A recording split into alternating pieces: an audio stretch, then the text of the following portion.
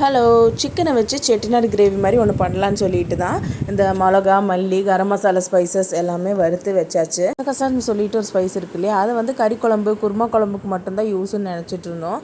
ஆனால் எனக்கு அது ரொம்ப பெரிய ஹெல்ப் பண்ணுச்சு. என்னன்னு கேட்டிங்கன்னா, ப்ரெஸ்ட் ஃபீடிங் டைமில் பால் ஊறுறதுக்கு நல்லா ஹெல்ப் பண்ணும். அதை எப்படி எடுத்துக்கணுன்னா, அரை டம்ளர் தண்ணியில் 1 ஸ்பூன் கசகசாவை போட்டு நைட்டே ஊற வச்சுக்கணும். அதுக்கப்புறம் காலையில் எம்டி ஸ்டொமக்கில் எந்திரிச்சு குடிச்சிங்கன்னா நல்லாவே ரிசல்ட் தெரியும்.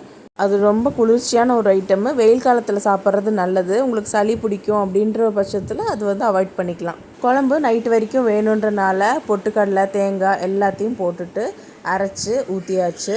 குழம்பு விசில் வர ஆரம்பிக்கவும் அது வாசனையில் கீ ரைஸும் கொஞ்சம் இதோட இருந்தால் நல்லாயிருக்குமேன்னு சொல்லிட்டு கீ ரைஸ் பண்ணியிருந்தேன். கீ ரைஸ்க்கு பிரியாணி ரைஸ் ரெண்டுமே இல்லை. அதனால் நார்மலாக இருக்கிற ரைஸில் 2 கிளாஸ் தண்ணி, 1 கிளாஸ் தேங்காய் பால் ஊற்றி செஞ்சுட்டா அப்போ கொஞ்சம் நல்லா ஒரு ஃப்ளேவராக கிடைக்கும் அப்படின்றதுனால. வீடியோ பிடிச்சிருந்தா சப்ஸ்கிரைப் பண்ணிக்கோங்க. பாய்.